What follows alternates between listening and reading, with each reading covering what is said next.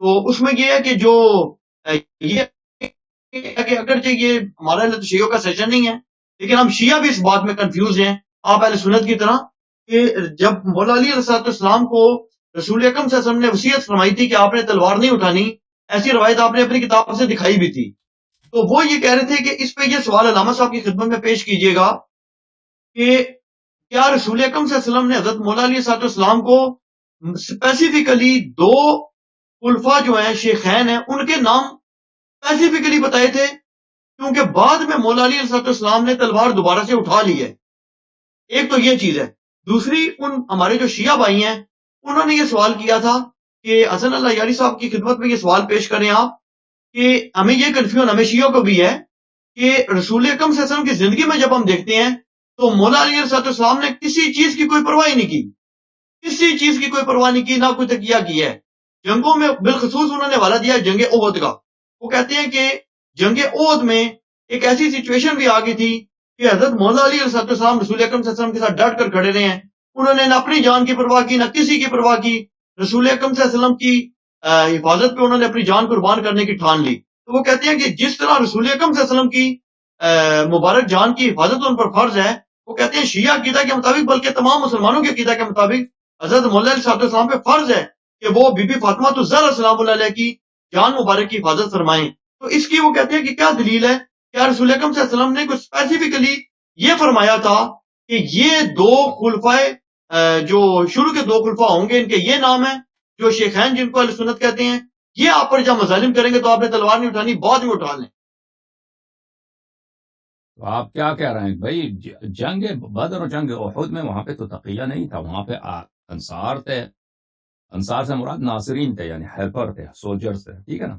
جب تک مکے میں تھے، امیر المؤمنین علیہ السلام مکے میں تھے، وہاں پر رسول پاک صلی اللہ علیہ وسلم کو کفار مثلا پتھر مارتے تھے، کفار گالی دیتے تھے، کفار ان پہ مختلف قسم کے بہتان باندھتے تھے۔ روایت میں ادھر بھی دفاع کرتے تھے امیر المؤمنین علیہ السلام، ہماری کتب میں ایک فرد واحد تھا جو لوگوں کو بگاتے تھے رسول پاک صلی اللہ علیہ وسلم سے، یعنی اگر اس وقت کمسن تھے امیر المؤمنین علیہ السلام، کفار کو آگے نہیں آنے دیتے تھے، کوئی پتھر مارتا تھا تو اس کو بگا دیتے تھے، پیچھے کر دیتے، لیکن وہاں بھی امیر المؤمنین علیہ السلام نے کبھی تلوار نہیں اٹھایا۔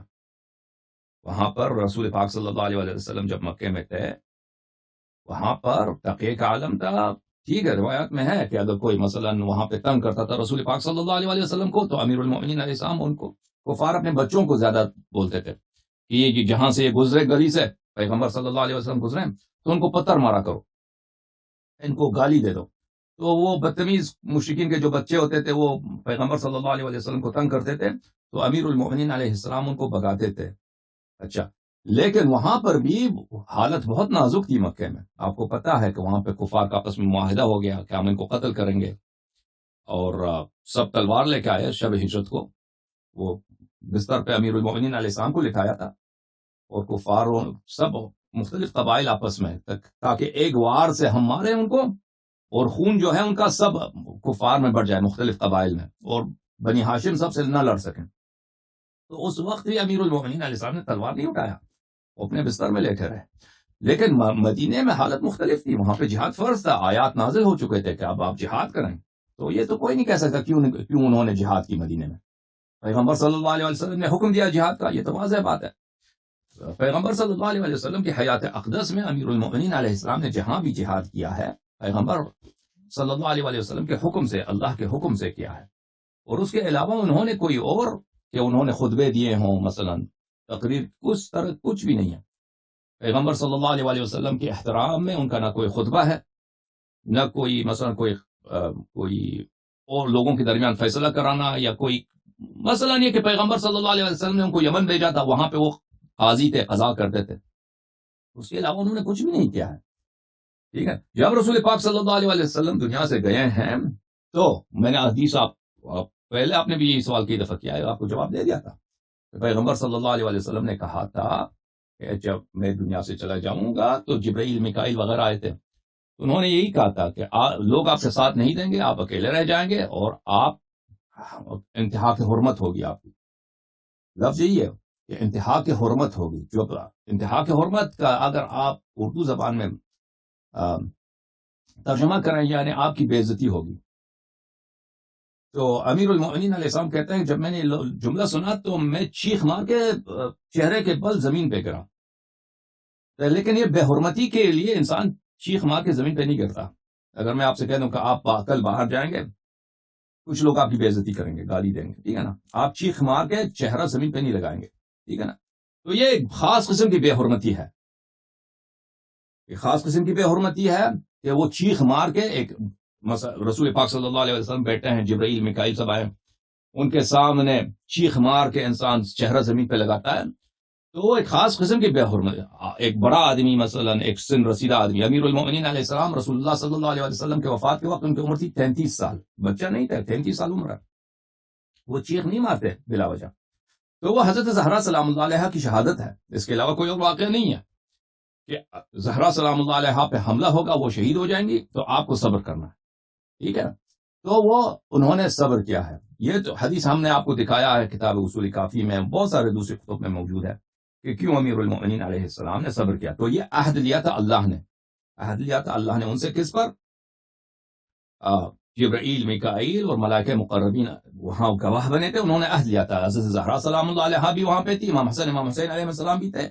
تو عہد لیا تھا کہ آپ نے صبر کرنا ہے. تو امیر المؤمنین علیہ السلام نے وعدہ دیا کہ میں صبر کروں گا. تو جب اللہ کی جانب سے حکم ہے، اور آپ لوگوں کی بھی اپنی حدیث ہے، آپ کے اگر کوئی پوچھتا ہے آپ کی کتابوں میں نے تو حدیث دکھا دیا ہے کہ اگر ظالم خلیفہ انسان پہ ظلم بھی کرتا ہے، وہ کوڑے بھی مارتا ہے، تو آپ کو اس کی اطاعت کرنی ہوگی. تو انہوں نے صبر کیا. تو اب سوال یہ ہے کہ بعد میں انہوں نے کیوں تلوار اٹھایا جنگ جمل اور جنگ صفین میں؟ مطلب یہ ہے جی وہ شیعہ بھائی یہ کہہ رہے تھے، یہ مفتی صاحب کا سوال نہیں تھا، وہ شیعہ بھائی کا سوال تھا. وہ کہتے ہیں بعد میں تو انہوں نے تلوار اٹھائی ہے، تو اس کی وصیت نہیں تھی. تو جو ناقصین اور دیکھیں ناقصین اور مارقین کی جو کے خلاف جو جنگ ہے نا، وہ تو اس کی احادیث بہت ہے آپ لوگوں کی کتب میں. ہماری کتب میں تو بہت ہے کہ رسول اللہ صلی اللہ علیہ وسلم نے امیر المؤمنین علیہ السلام کو حکم دیا تھا کہ ناقصین جو لوگ بیعت توڑیں گے آ کے، ان کے ساتھ قتال کرنا، جمل والوں کے ساتھ، قاسطین صفین والوں کے ساتھ، اور مارقین خوارج کے ساتھ. ان تین گروہوں کے خلاف آپ نے جنگ کرنا ہے. ملاحظہ فرمائیے میرے بھائی علی الحسن صاحب، یہ کتاب ہے البحر الزخار بمسند البزار، تألیف البزار العتکی، جلد نمبر 3، اور یہ صحیح سند کے ساتھ روایت کی ہے. اچھا، صفحہ نمبر ہے 36، حدیث نمبر 774. یہ ہے بلی روایت کی ہے کہ عن علی علیہ السلام احد الی رسول اللہ صلی اللہ علیہ وآلہ وسلم، رسول پاک صلی اللہ علیہ وسلم نے مجھے وصیت کی ہے فی قتال الناکثین، ناکثین کے قتال کہ میں نے ان سے جنگ کرنا ہے، والقاسطین، اور جو قاسطین جو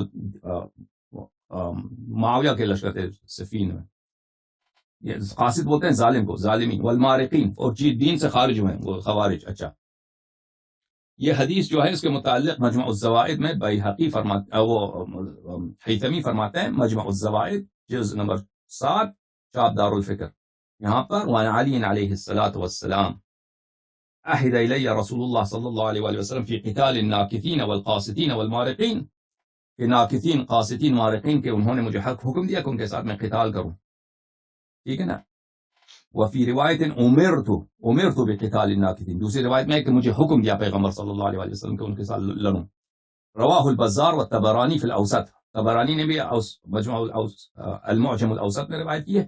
واحد اسنادی البزار رجالہ رجال الصحیح، بزار نے 2 سند کے ساتھ روایت کی ہے، اس میں سے ایک رجال، اس کے رجال بخاری مسلم ہیں، غیر الربیع ابن سعید، اس میں ربیع ابن سعید ہے، بخاری کی نہیں ہے. وہ وثقہ ابن حبان نے اس کی توثیق کی. اچھا، تو یہ وہی سند ہے جو میں نے ابھی آپ کو دکھایا. اچھا، دوسرا جو ہے وہ مسند بزار میں جلد نمبر 2 میں ہے. یہ ملاحظہ فرمائیے،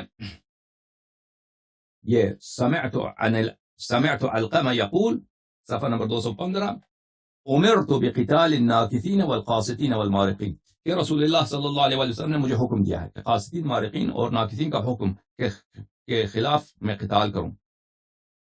اچھا، اس کے علاوہ کہ رسول پاک صلی اللہ علیہ وسلم، اس حدیث کو حاکم نے بھی نقل کیا مستدرک میں. اچھا، اس کے علاوہ آپ کو پتہ ہے کہ بہت ساری روایات میں ہے کہ منکم من یقاتل علی التأویل کما قاتلت علی التنزیل، رسول پاک صلی اللہ علیہ وسلم کی بہت معروف مشہور حدیث ہے امیر المومنین علیہ السلام کے متعلق فرماتے ہیں کہ میرے بعد ایک ایسا شخص ہوگا جو قرآن کی تعویل پر، قرآن کے حقائق پر، قرآن کے مطالب کو لوگ انکار کریں گے، اس پہ وہ قتال کرے گا جیسے میں نے تنزیل قرآن پہ قتال کیا ہے، جنگ کیا ہے۔ یہ لوگ اصل تنزیل کو نہیں مانتے تھے کہ اللہ کی کوئی کتاب ہے ہی نہیں۔ اچھا، تو اس کے علاوہ میرے عزیزو، جو اگر کوئی شیعہ پوچھنا چاہے نا، تو ہمارے پاس بہت سارے احادیث ہیں اہل بیت طاہرین علیہم الصلاۃ والسلام کی جانب سے کہ رسول پاک صلی اللہ علیہ وسلم کی جو وصیت تھی امیر المؤمنین علیہ السلام سے مشروط تھی، اس شرط پر کہ اگر آپ کو انصار ملے تو آپ جہاد کر لینا۔ ملاحظہ فرمائیے کتاب مستدرک الوسائل و مستنبط الوسائل جلد نمبر 11 تالیف مرزا حسین النوری رحمہ اللہ، بہت بلند پائے کے عالم ہیں، جیسا کہ بہت کم عالم اس نے۔ اچھا، یہاں پر ملاحظہ فرمائی صفحہ نمبر 74 میں آپ کو دکھاؤں یہ باب، بلکہ صفحہ نمبر 72، یہ صفحہ نمبر 72 ہے۔ باب سقوط جہاد البغاة والمشرکین مع قلة الاعوان من المسلمین، اگر انسان کے پاس اعوان نہ ہو، انصار نہ ہو، تو جہاد ساقط ہو جاتا ہے۔ اچھا، یہاں پہ بہت سارے طویل احادیث ہیں، سب اسی پر ہیں کہ اگر انصار نہ ہو تو جہاد ساقط ہو جاتا ہے، اور اکثر امیر المؤمنین علیہ السلام سے ہیں کہ لوگوں نے ان سے کہا کہ آپ نے ابو بکر عمر کے ساتھ کیوں نہیں لڑا، ٹھیک ہے۔ اچھا، یہاں پر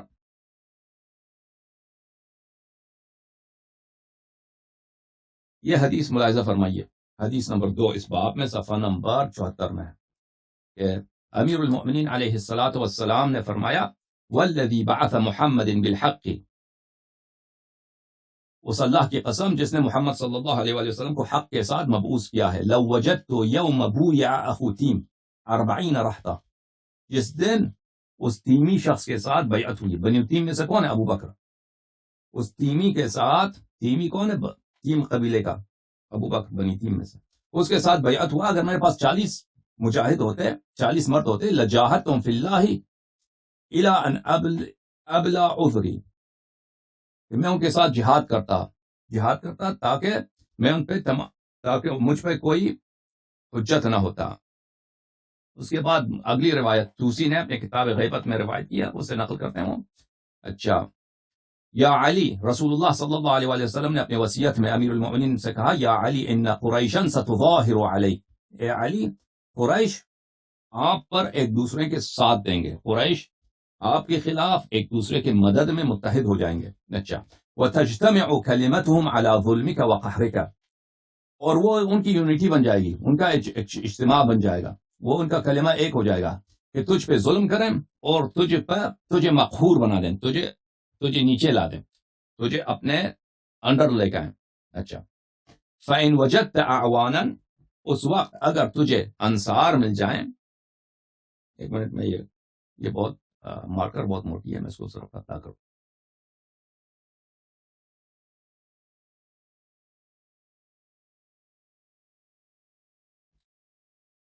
اچھا، فَإِن وَجَدْتَ أَعْوَانًا، اگر تجھے اس وقت اعوان مل جائیں فجاہدہم، تو ان کے ساتھ جہاد کرو۔ وہ بھی یہ تھا رسول پاک صلی اللہ علیہ وسلم کا بھی جو وصیت تھی وہ یہ مشروط تھی کہ اگر آپ کو اعوان مل جاتے ہیں، انصار مل جاتے ہیں، تو ان کے ساتھ ضرور آپ جہاد کریں۔ وَإِن لَمْ تَجِدْ أَعْوَانًا، اور اگر تجھے انصار نہیں ملتے، اعوان نہیں ملتے، فَكُفَّ يَدَكَ وَاحْقِنْ دَمَكَ، تو پھر اپنا ہاتھ روک دے اور اپنا جان بچا دے، اپنی خون بچا دے۔ فَإِنَّ الشَّهَادَةَ مِنْ وَرَائِكَ، تو ایک دن شہید ہو جائے گا، شہید ہو جائے گا، لیکن اب تیری شہادت ابو بکر عمر کی خلافت میں نہیں ہے، ٹھیک ہے نا۔ تو یہ رسول پاک صلی اللہ علیہ وسلم کی وصیت، اور یہ روایت بہت زیادہ ہیں، ابھی تو میں نے 1-2 پڑھی آپ کی خدمت میں، بہت زیادہ۔ جی جناب، اور مزید سوال؟